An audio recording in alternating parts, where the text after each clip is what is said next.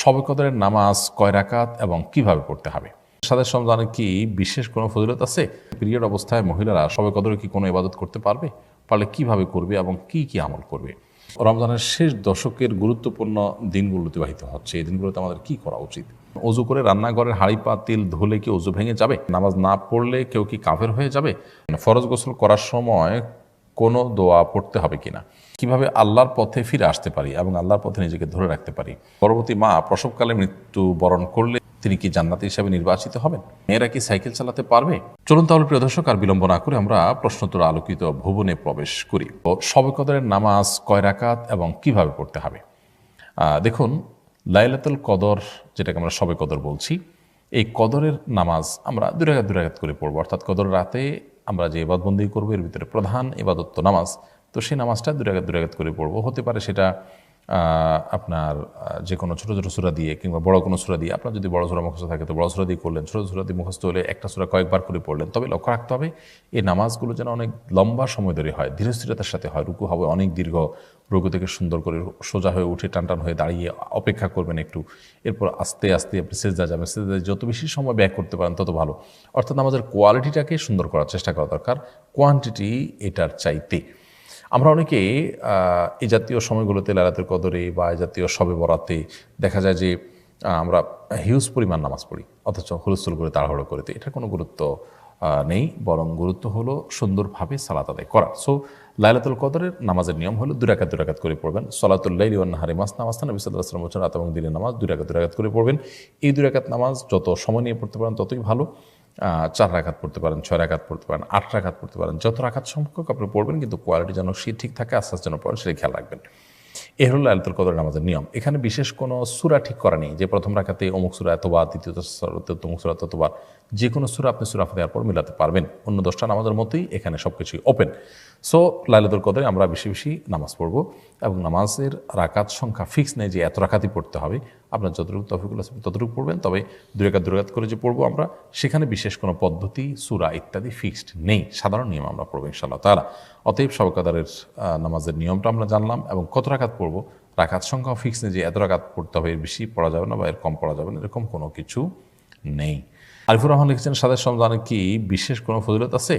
27 রমাদানকে আমাদের দেশে মানুষ শবে কদর বলে, সেজন্য এটাকে এত গুরুত্বের সাথে আমাদের দেশে উদযাপন করা হয়। যদিও নবী করিম সাল্লাল্লাহু আলাইহি ওয়াসাল্লাম লাইলাতুল কদর সম্পর্কে, শবে কদর সম্পর্কে বলেছেন, তাহারু লাইলাতুল কদর ফিল বিত্রি মিনাল আশরিল আওয়াখির রমাদান, রমজানের শেষ দশকের বেজোড় রাতগুলোতে বিশেষভাবে তোমরা লাইলাতুল কদর তালাশ করো। তো তিনি নির্দিষ্ট কোনো রাতের কথা বলে দেননি। সো 27 তারিখকেই একমাত্র হলফ করে লাইলাতুল কদর বলাটা এটা আমাদের ভুল। তবে এটা ঠিক, এটা সম্ভাব্য, জোরালো সম্ভাব্য একটা লাইলাতুল কদরের রাত। কারণ হলো নবী সাল্লাল্লাহু আলাইহি ওয়াসাল্লাম রমজানের শেষ দশকের প্রত্যেকটা রাতে ইবাদতবন্দি করার পাশাপাশি বেজোড় রাতগুলোতে বিশেষ ইবাদতবন্দি করতেন। আর 27তম রজনীকে লাইলাতুল কদর হওয়ার সম্ভাবনা বিভিন্ন বর্ণার আলোকে বোঝানো হয়েছে। এই কারণে শুধু লাইলাতুল কদর, 27তম রজনীকেই লাইলাতুল কদর বা শবে কদর না বলে আমরা সম্ভাব্য এবং জোরালো সম্ভাব্য শবে কদরের রাত বা শবে কদর হিসাবে বলতে পারি আপনার 27তম রজনীকে। ফারজানা হোসেন চৌধুরী আপনি লিখেছেন, পিরিয়ড অবস্থায় মহিলারা শবে কদরে কি কোন ইবাদত শবে কদরে কি কোনো ইবাদত করতে পারবে? পারলে কিভাবে করবে এবং কি কি আমল করবে? পিরিয়ড অবস্থায় মা বোনরা শবে কদরে ইবাদত অবশ্যই করতে পারবেন।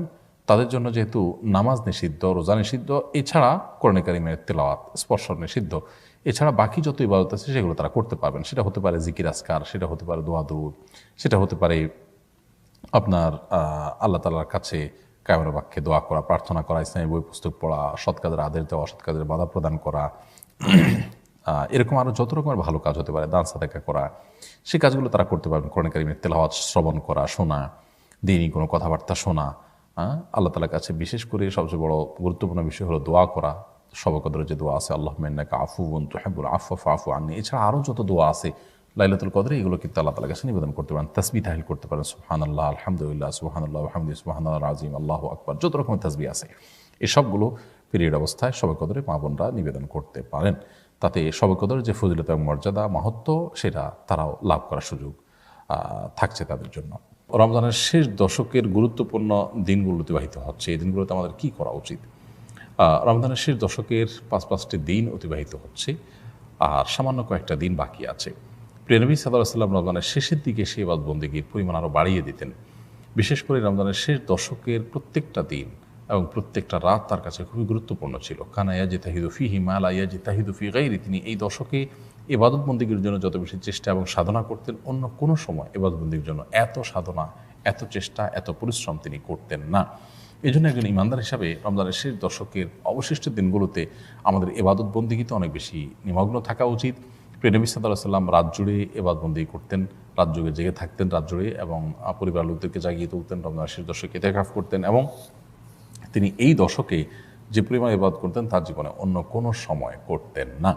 তো প্রিয় নবী সাল্লাল্লাহু আলাইহি সাল্লামের এই আমলটা আমাদের মধ্যে থাকা উচিত। বিধায় অবশিষ্ট সময়গুলোকে আমাদের কাজে লাগানো দরকার। ঈদের কেনাকাটা কিংবা গ্রামে যাওয়ার ব্যস্ততা যেন আমাদের রমজানের শেষ মুহূর্তের ইবাদত বন্দেগী থেকে আমাদেরকে দূরে সরিয়ে না দেয়। আমরা অনেকেই খুব দুর্ভাগ্যজনকভাবে রমজানের শেষের দিনগুলোকে আমরা নষ্ট করে ফেলি, অথচ এই দিনগুলোর গুরুত্ব আরও বেশি এবং মর্যাদা আরও অনেক বেশি। লাইলাতুল কদর এই দশকের মধ্যেই রয়েছে। সো এই দশককে আমরা সর্বোচ্চ ইবাদতের মধ্যে কাটাবার চেষ্টা করি। আল্লাহ আমাদের সবাইকে সেই তৌফিক দান করুন।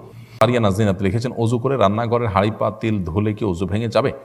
অজু করে যে রান্নাঘরের হাঁড়ি পাতিল ধোয়া হয়, থালা বাসন ধোয়া হয়, এর ফলে অজু ভঙ্গ হবে না। এটা অজু ভঙ্গের কোনো কারণ নয়।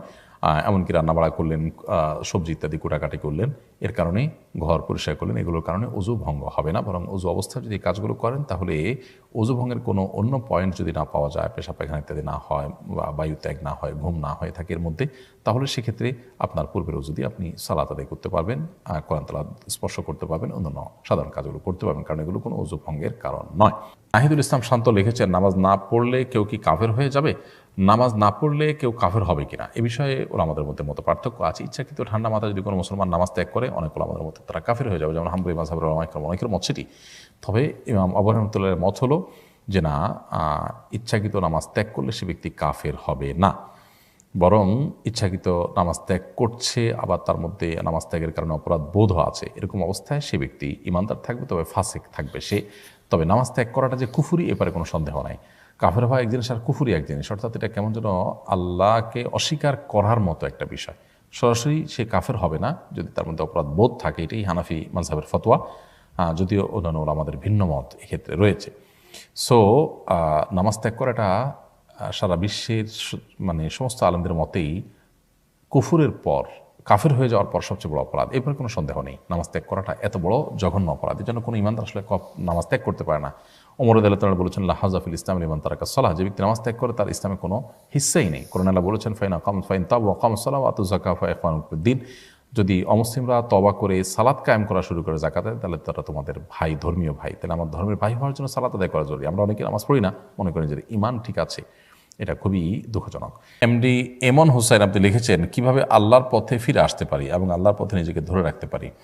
দেখুন, আল্লাহর দিকে ফিরে আসার জন্য দরকার হলো ঐকান্তিক প্রচেষ্টা, সিরিয়াসনেস, দিলের গভীর থেকে মানুষের সদিচ্ছা।